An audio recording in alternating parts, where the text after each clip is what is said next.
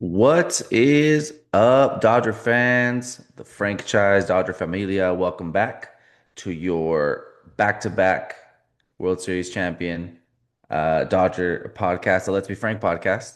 My name is Frank Lopez, alongside, as always, my wonderful co-host Frank Martinez. Frank, how you doing tonight? Doing good. Always better after a win. Yeah, last week when I asked you that question, you said I'm doing good, but not as good as the Dodgers offense. This week, I mean, carrying into a little bit, but are you as good as Andy Pages today? I am not doing as well as he is hitting the baseball. No. Yeah, man is he's just on an absolute tear to start the season, so we're gonna get into that this week a little bit. Dodgers going into I mean, we're recording this Monday night, so they just beat the Mets. They got a 12-4 record, still sitting atop the National League West pretty comfortably, and kind of beating up on a Mets team who's not in a good spot right now. The AL East is a little bit tight, I guess, but just a team that you kind of expect a little bit more out of to start the season, and the Dodgers getting a win there to start the series. So. Yeah, Frank, let's talk about last week a little bit. So, Dodgers go into Toronto for probably what could be the most anticipated series of the season, really. The scheduling gods probably didn't do themselves much of a favor making this uh, so early in the season. But then again, maybe they did. You never know how both teams, I guess, are gonna pan out to end the season, and it's kind of getting it out of the way. But anything stand out to you last week during that Toronto series? Um, yeah, just taking the series and just seeing how the two teams are in opposite trajectories currently. I will say this. I know there's a lot of talk about Toronto being undermanned and not having all their guys. I would say that the same applies to the Dodgers. The Dodgers just have a lot more depth, so you don't realize it. Maybe if you're on the outside looking in. Hmm. The Dodgers are missing key players. I mean, key guys that we're anticipating to be part of a postseason run. But again, the depth is just like if you looked on paper, you didn't think the Dodger offense would be carried by Andy Pajes and the pitching staff by guys like Justin Robleski. But that's what's happening. They're without Edman and Kike and uh, Blake Snell on the pitching side and things like that. So I just think that narrative out there that oh well the Blue Jays are undermanned and that's why they're struggling so bad. Well, yeah, that may be the case. The Dodgers are also undermanned, but they're not struggling. They're actually kind of clicking in some ways because of their depth and depth that has been developed, I might add. Absolutely, guys holding their own. Like you just mentioned, Justin Robleski tonight. We game one of the Mets series, just absolute domination. Like what is it, eight scoreless innings. And only got like two strikeouts too, so it wasn't like he was missing every single bat every single time. But um, just showing, like you said, the depth the Dodgers have. And it's been the kind of the theme, I guess, of this front office, right? Like since the moment they got here was to build that type of depth. Because how many teams that go into a season depending on the talents of players like Blake Snell, Mookie Betts, Tommy Edman, guys like that can lose those guys so early in the season and still have a 12-4 record, right? So 750 winning percentage. So we've got we're what 10th, 1/10 into the season, so far so good. But yeah, during that series, I mean, it's a little similar to this one, I guess, the one against the Mets, right? It's a team that you expect to be playing a little bit better going in, but regardless, you expect a little bit more intensity to start the series, and we didn't get that as much from the Toronto Blue Jays. But hey, I'm not sorry about it, right? Go in Correct. there, take two out of three. Business is business. So um, I mean, it is what it is. I mean, I think those fans probably didn't get exactly what they paid for, but so be it. So Dodgers from there come on back home, face the Texas Rangers, right? Another homecoming for your Corey Seager and your Jock Peterson. Uh, and another two out of three. I mean, it's a little bit of a theme, right? Winning the first two games of the series, dropping the third one. So that series in particular, Frank, I think we had a couple of good offensive outbursts to start the series. Kind of a dud on Sunday, but anything stand out to you? Max Muncy absolutely breaking out. That's always nice. Hmm. And saw he's the first guy to have the line he had with he went 4 for 5, 3 bombs, including a walk-off while scoring 5 runs. No one's ever done that. And did it on an 0-2 pitch against a lefty, which It's a is lefty, yeah. pretty interesting. Yeah, yeah, and that's a guy that probably one of our streakier guys that we Yeah. have ever had. But I mean, look, Max Muncy. I remember we've been doing this long enough, Frank. Now we can we thought this was what 8 7 7 8 years ago, 2018 when Max Muncy first joined the team. Um, Comes up and starts playing third base and gets off to like a hot start. And I remember it was just like week after week, we are kind of like, yeah, yeah, I mean, he's doing good, but But yeah, Justin Turner's going to come back. I forgot what the injuries were.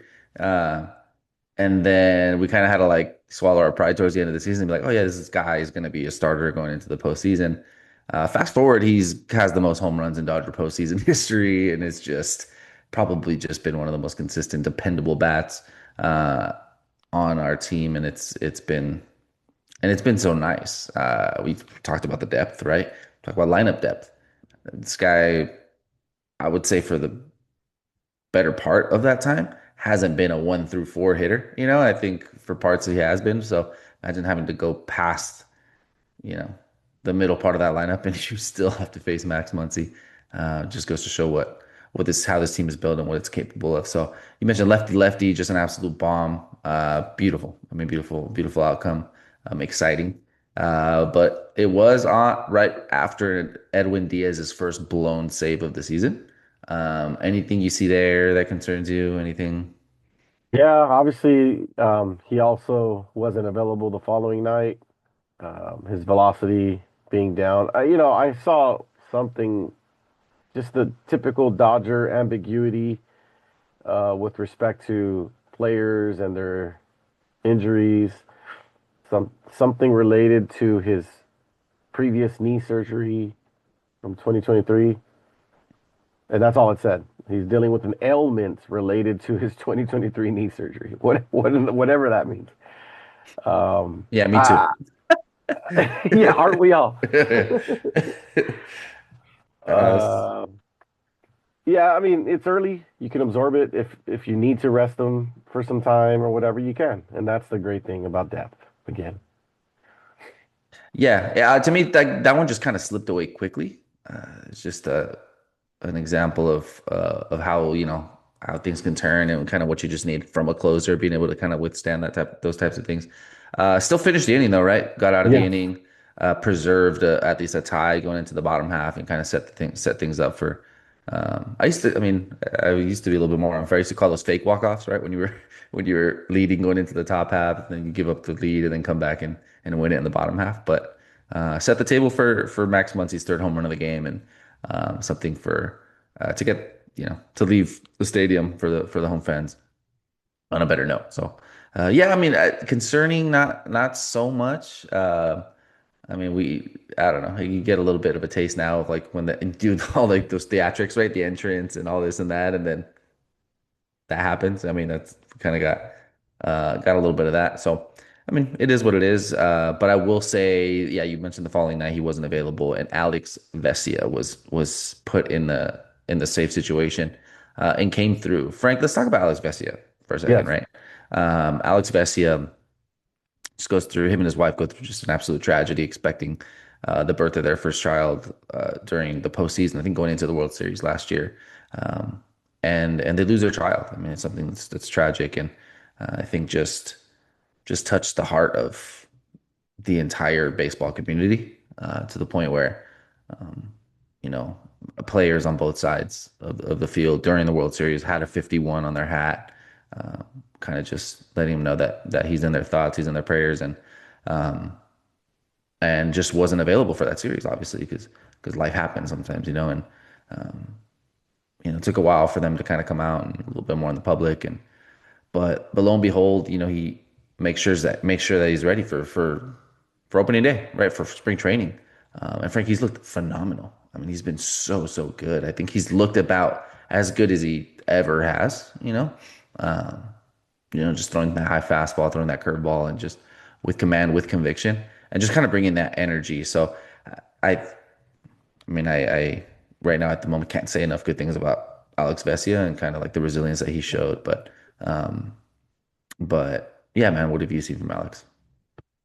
Yeah, ultimately the competitive nature and the fact that he attacks the guy, he's gonna live or die attacking, and you love that because you for every guy who maybe lives on the edges and pitches more sequentially and things of that nature, you got an Alex Vesia that says, "I'm gonna come at you. If you beat me, I'm gonna tip my hat to you, but I have all the confidence that that's not gonna happen."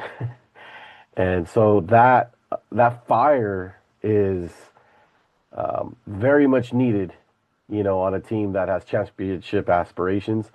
And I would say so much so that even with him missing the World Series last year, because that character's there and the team rallying around the cause of supporting their brother in one of the darkest times of him and his wife's life, it just resonates. You could tell that losing a guy like him, it really gelled that team, and they needed every ounce of gelling and camaraderie and chemistry and all of the intangible stuff to really come together and pull out that World Series the way they did. But yeah, it's just a testament to Vesia's character and his place within a clubhouse and within a roster.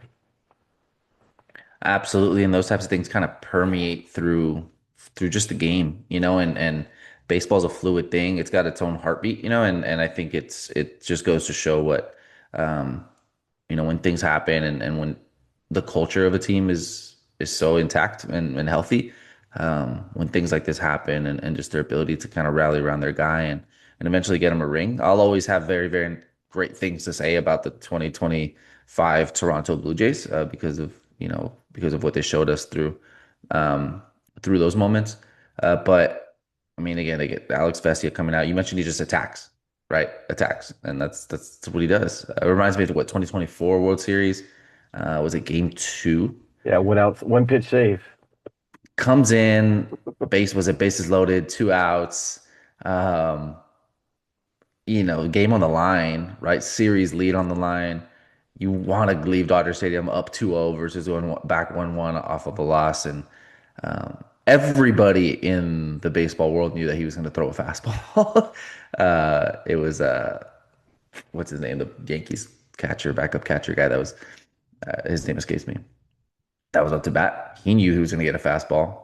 Alex knew he was going to throw a fastball. There was no need to put any fingers down.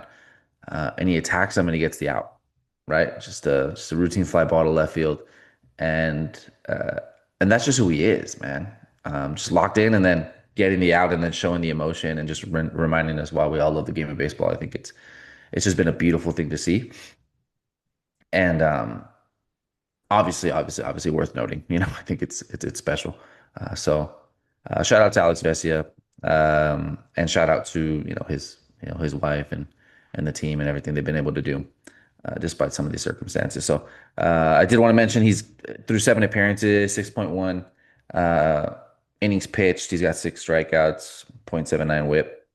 Um, yeah, yet to allow a run, and that's through some inherited runners right there too. I think he's been able to keep those on base and not from scoring. So very nice, and that's off, especially off the heels of a blown save from your big money closer that didn't do it and kind of shutting the door the next day.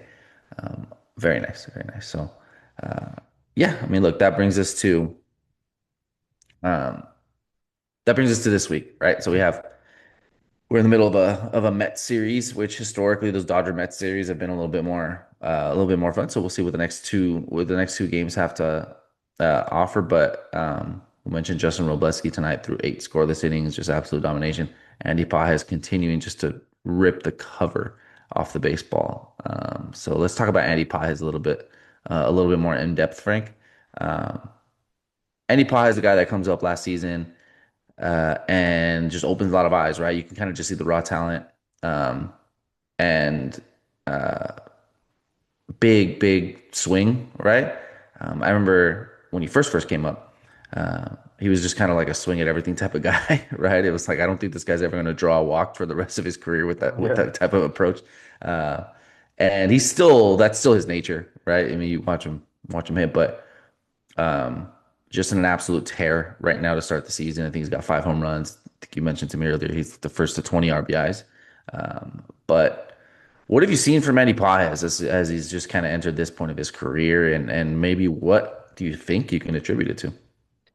Well, I think what stands out to me overall is he's obviously a guy with talent, no doubt, but he's pairing that with great work ethic because he came up, his body is different today than it was when he first came up. You know, he looked to be locked in as a corner outfield type, maybe even DH, you know, pretty soon. Kind of Jock Peterson almost career trajectory, but or reverse Jock Peterson because now he's a very good defensive center fielder. Um, I mean, I remember just not wanting that guy in the outfield because of defensive miscues and just didn't seem like a major league outfielder to the point where all in that one season, he's the guy you sub in middle of an AB, middle of an inning in game seven of the ninth inning to make a defensive play. And so yeah, just the fact that he's obviously put in the work and he's grinded to go through the postseason experience he had last year and just the epic struggle. I mean, you can't struggle any more than he did. And he had so many opportunities to break out, you know what I mean, offensively. And then we don't really count the Orion Kirkering ball back up the middle, right? But he put the bat on the ball, you know what I mean? Mm. And that's one thing, another thing that I will mention is although he was struggling in such grand fashion during the postseason, he was getting the bat on the ball. There was a lot of pop ups, a lot of weak grounders, things of that nature. But you know that's half the battle, right? You want to have bats and ball skills, and so whatever he worked on in the off season, which he obviously did work on things, he didn't play in the WBC, and it's led to what we're seeing now. And I think that it's led to what I believe to be some sustainability. Like I don't think it's just a fluke hot streak from a random guy because he had all-star level production going into the all-star break last season. And so to know that he has that plus all the experience, the ups and downs, and the work that he's put in, I think we're looking at a guy who is someone we're gonna continue to enjoy for some time. And it's amazing because you're not gonna need this level of production for the entire season from him because other guys will pick it up. And so when he has inevitable highs and lows, um, it'll be fine. And I think that pressure won't be there to like he has to perform to this level all season long. Yeah, that's a good point. Like going into the season, you look at up and down the Dodger lineup, and you do talk about an Andy Paez and like what he's capable of. But obviously the names that shine are your Shohei Ohtani's, your Freddie Freeman, your Mookie Betts. Throw Max Muncy into the conversation now with what he's done historically. Um, Kyle Tucker now. Uh, you look at those names and you're like, okay, well, the fun thing here is that like the point you just made, like guys don't need to be all be hot at the same time. I think all those types of guys have, um, ability to kind of carry offenses at a certain point of the season. But you have to list off a lot of names before you kind of throw Andy Pages into that pool going into the season, and he's doing it right now, which is phenomenal. And you mentioned his defense and just his ability. First, his arm. I remember last season. I would have to look it up, but how many outfield assists he had last season? I don't think he's ever going to have an opportunity to have that many outfield assists anymore because people just aren't going to run on him as often, right? I think the league kind of learned what that is.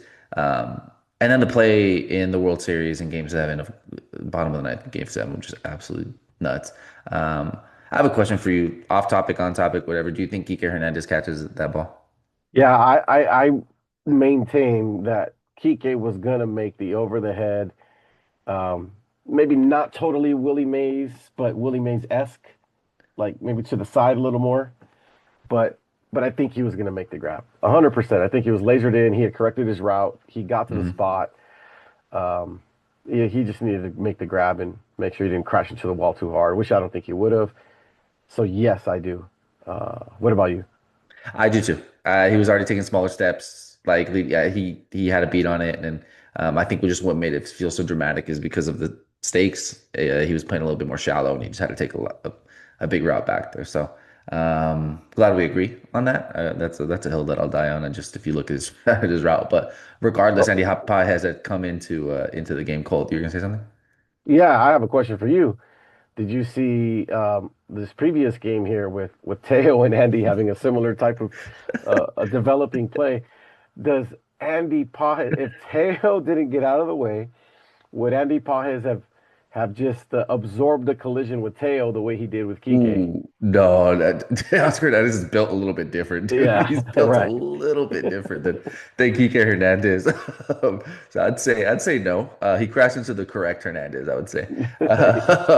So you can tell Teo's watched some film about angles when you got Andy Pajes playing to your left. So that it was funny. I think every single person watching that play got the flashback, Yeah, uh, and then the broadcast obviously did the right thing and put those plays side by side and almost honestly identical parts of the field too. So fun stuff there. But to go back to Andy Paz's defense, that just never has slumped, right? Like uh, he's been great. Since the earlier part, I guess, of his career when you mentioned he would have some miscues, but you mentioned just that discipline and willingness and ability just to kind of like adjust and the humility to. For me, it is kind of a big deal him not going to the World Baseball Classic.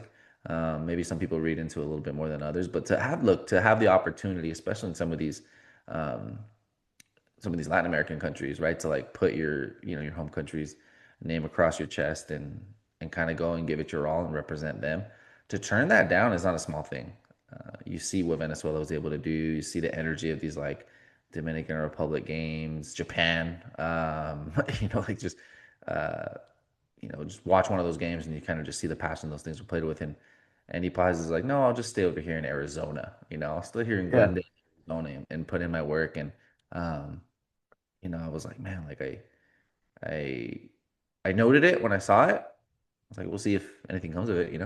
And look, I think this is kind of the result, like putting in work with your coaches that know you, your hitting coaches that know your swing, and getting the amount of reps that a spring training allows you to get, and coming into the season just hot. I mean, hot and that requires a level, I think, of humility, which is nice to see him have.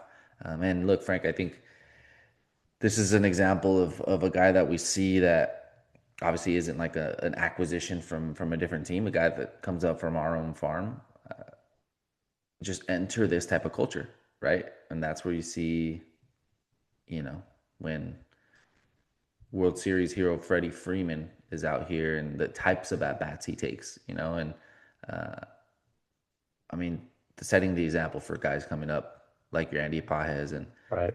and just the approach that they're going to take to the game is so valuable, so valuable. Your Mookie Betts is right, guys like that just play the game with a different level of discipline. So I'm super excited to see what Andy Pajes is going to do for the rest of the season. Right now, he's pretty much the best player in baseball. Like I mean, he's just tearing the cover off the ball. I think I have his stats pulled up too. Um, yeah, he's got 5 home runs, 20 RBIs, 1186 OPS with maybe 417 average, just through 60 at bats, a couple stolen bases as well. So just showing all the tools, which is just phenomenal to see, and really just solidifying that center field position. Which who would have thought that the center fielder for the Los Angeles Dodgers through this part of history, like massive, and he's Yeah. able to kind of lock it down. So, um, anything else on the Andy Pajes front there? Dodgers just continue to ruin baseball with buying these players, right? Absolutely, you get your biggest production for probably like your lowest paid player on your roster, He right? is, yeah. Probably is he's probably at league minimum. I don't think he's hit Right, arbitration yet. Like right. so, yeah. Take note, baseball. This is what this should look like. This is what the other teams that have the opportunity to do and don't capitalize like the Los Angeles Dodgers do. So, very good point there, Frank. I couldn't agree more. So, um, yeah, look, we're 1/10 through the season. We're 10% through the season. Things are so far so good. Um, so um, just kind of looking around the league and anticipating we're going to get into some divisional opponents here pretty soon. I think we got Colorado, then we got San Francisco on the road. So um, that'll be interesting. Those games just are played a little bit differently when it's the division rivals. So um, yeah, I think the Dodgers have a 2-game lead up on the Padres. Padres. Padres, they seem to have clicked a little bit. I think they got a little bit slow start, but um, yeah, Yeah, Frank. but I mean, they sorry. fattened up on some wins playing against some subpar teams. So we'll see how their schedule works out. But Mm, it's good. The Dodgers need a rival. Obviously, we talked last week about wanting it to be the Giants, but if that doesn't materialize, which it still can, we'll see mhm. how the season plays out. But the Padres are right there. That's still fun a little bit. You know what I mean? They obviously want revenge, and they still have a large core of guys that have been looking up at the Dodgers since they've, you know, become what they are. So make Yeah, some yeah, fun of the season. for sure. And we're gonna get everybody's best effort.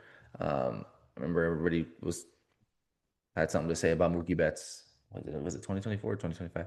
Said that every series against the Dodgers is going to be their World Series. I think it was actually going to 2024, which was a little bit Yeah, more bold. They hadn't won a World Series. This version of the Dodgers hadn't won a World Series together yet. And we've just seen that that's been the truth. Every single time we pack other people's stadiums um, and it's fun to to see it kind of just pick up where they left off last season. You've been out to the stadium yet? Have we talked about this yet? You've been out. You yeah. went. Yeah, yeah, you I did. was at the Will Smith Yeah, that's right. That's right. Game 7 bobblehead game. Yeah, I have to plan it out and get to the stadium here soon. I know tonight was like Hello Kitty. Can I talk about last season? I went to one of the Hello Kitty nights like accidentally, like I don't like not even knowing like oh yeah, it was the clear little bag Yeah, that they gave away. Frank, I've been to World Series games, NLCS games, World Baseball Classics. I've been to opening day. I've been to, Dodgers Giants games and in those in their prime. I've never seen anything like the mayhem behind a Hello Kitty night. Like nuts. And I've just kind of seen some of the fanfare today of kind of like what was going on at the stadium, like people lining up that early, like wow. Um, we got to the stadium again not because of this Hello Kitty thing. About out like I'm talking like to the gate about an hour and 15 minutes early. Uh, we were fortunate enough to get the bags, but literally they were the last bags in the entrance that we were in. We're like, okay. We got to our seat like barely for first pitch. Like it was like barely. Um, which is just I mean it's just who would have thought that the Dodgers Hello Kitty collab duo would be such a thing. But that's the thing. I guess it's been layered in for a long time already, right? The Dodgers and Hello Kitty. So seems um, like it. Yeah. yeah, and partner that with just the Japanese players the Dodgers have added in recent years. Wow. So there's that. What's your take on the amount of bobbleheads now that are being handed out? Um, I mean it seems like a lot. It really does. Like um, I remember it not being to this extent, and tickets were obviously cheaper. I remember being able to go to random weekday games, Tuesday night, Wednesday night game, or whatever, relatively inexpensive. And but now those games are a bobblehead or some giveaway that is sought after. And the resale market is crazy. Here's the thing about that. I I do the math because every time I go to a game and I have the bobblehead or whatever the giveaway is, I get people asking me, "Hey, can offering some deal?" And then I'll see what they're attempting to resell these things for um, on secondary markets, and I'm like, "Are you even are you even making any profit? Like all that effort, stand in line. Let's talk to Hello Kitty thing tonight, the hoodie, and then you're trying to sell it for $100 or whatever. I mean, didn't it cost you more to go to the game? Yeah. So like, what is the trade-off here? Like, I don't understand.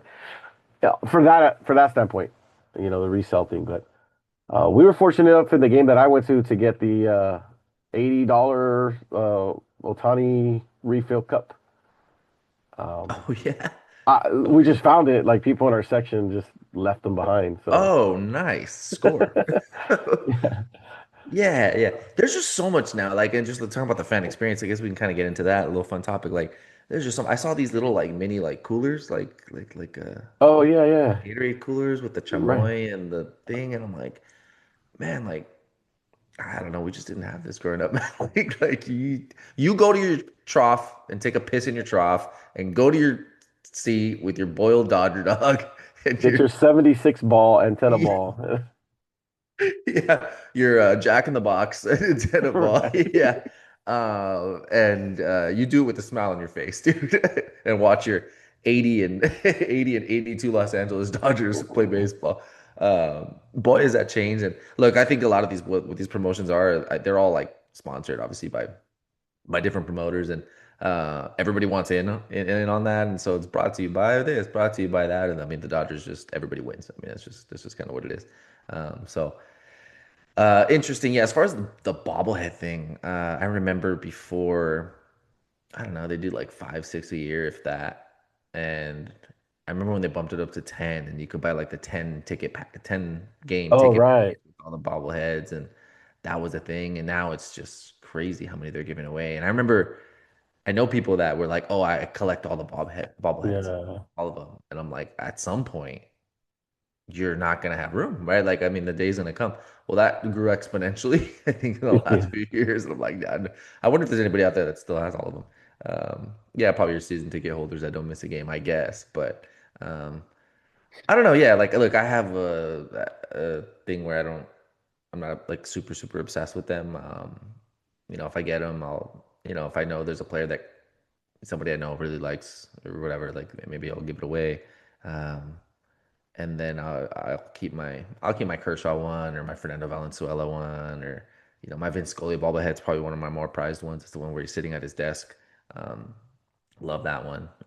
But aside from that, like I got a Jason Hayward one in my garage. I'm like, what am I ever gonna do with that? Like, Yeah. like let's be real. Like Jason Hayward, great dude, great career. Congratulations Yeah. on a great career. Right? I think he just Yeah. recently. Yeah. Uh, did he need a Dodger bobblehead? Like, I don't. I have a Caleb Williams, Get out of here. USC USC Trojans, What? Caleb Williams, like the the Chicago quarterback. Bear? Yeah, that guy. Yeah, he was at USC. I mean, okay. Uh, sure, but I mean that's I mean, look, it's all fun and games. I mean, like, we're just being old grouches, I guess, talking about bobbleheads. But yeah, I mean, Hello Kitty bobbleheads. You know what they needed to do? They need Dodger Labubu night. Oh, yeah, Dodger that'll be some Labubu long night. lines. Dodger Labubu night would be, uh, there you go. Let me see. Would be There you go.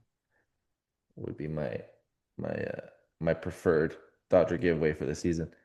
Um, but yeah, I have another question, Frank. I tweeted this earlier. What are your thoughts on um, different topic on postseason stats going towards career totals? Oh yeah. Well, I guess I mean the reason why it isn't is because not everyone makes the postseason, so it's not equal. But I mean, you achieve those statistics, and the thing is, you achieve them against greater competition, right? So if anything, they should count more, not less or not at all. Hmm. Um, yeah, you get these home run totals, but then if this guy was fortunate to play on teams or strategically went to teams or helped get his team into the postseason to then achieve more success, Yeah. absolutely. Yeah, that's something I've just never understood, and maybe it's throughout sports, kind of all across the board. That I don't know. I don't know if other sports don't do it, but I mean, those you hit a home run in the postseason, that should count towards your career total. It's not this like separate thing. So that entered my mind the other day, and you got I don't know, you got guys that are just like great postseason players. You're like David Freezes and things like that. You just don't have those stats to kind of show for their career totals, and um, I don't know why that came to mind earlier this season. Or earlier this last week. I tweeted that out, but uh, yeah, I think it could have a positive effect if they ever did something like that. Just because they, I mean, maybe the first place people's brains go to is players kind of like I don't know, teaming up and building super teams just to make sure that they can kind of pad their stats. But also, like I don't know, I think there's been an incentive to um, I don't know, maybe guys the second half of the season not mail it in, our teams to contend a little bit more. So like, hey, we're serious about going to the postseason. Like those bubble teams, like the ones that are like maybe fighting for a wild card spot, maybe adding that next player um, and making it, even though the chances are slim that they're going to make a full run, but just give their players a chance. I mean, that was just I don't know, off topic, something that kind of came up this past week. So um, yeah, Frank, anything else in your mind that you think is worth bringing up this week? Oh, just keep rolling, man. Hopefully, we continue to see what we're seeing, and even if and when that doesn't happen, if and when there's a series that's dropped 2 out of 3 instead of winning 2 out of 3 or whatever, it's okay. Yeah, yeah, it's okay, people. It's okay. It's gonna happen. And so hopefully not this series, right? Because we already have a win under our belt. So, um, but yeah, look, Colorado this weekend. Those series get real funky, right? Going into Coors Field. Don't know how the pitching is gonna line up per se in that one. But I mean, those series, you kind of just hope everybody stays healthy, comes out in one piece. And at least, I think might be a 4 game series looking at it. Uh, maybe split it, maybe win 3 out of 4. Who knows? Maybe surprise us, get a sweep. But look, all in all, things are looking really good for the Dodgers, performance wise, right? I think Mookie Betts' oblique is a little bit of a concern, but I think he was, looking to come back relatively soon, as well as did you see Miguel Rojas' diving play today? Looked Yeah. young, crazy. Like, um, Yeah, the biggest part of a play like that is how quick you could get up and make the throw, right? And, I mean, yeah, just completely sold out, laid out, and popped right back up, made the play. Um, yeah, I mean, he looks a little bit better athletically, I think, this season maybe than he did last season. And this is a season where he's going to hang him up after. So good to see that. But look, hopefully, we see Mookie Betts back in the lineup sooner rather than later. Blake Snell was pitching, doing some live BP with the guys, and looking like he can be on a track to come back soon. So things are looking up from on the injury standpoint, getting some key guys back. yeah, it's going to be But nice to look, have he'll slot right in Blake Snell as our seventh starter. So yeah, it's gonna be nice to have him there. embarrassment of riches. We'll see if Robleski can can give him a little bit of leeway to enter the rotation. Man, what a time. So yeah, I guess we'll leave it at that, right? Just another week that we're filming this on the 13th of April. Looking to release it the 14th of April. So appreciate you guys, and again, like you guys can follow us. It's at Let's Be Frank Pod on X, on Instagram, on YouTube. Subscribe there, and we're looking to maybe do a midweek mailbag here pretty soon.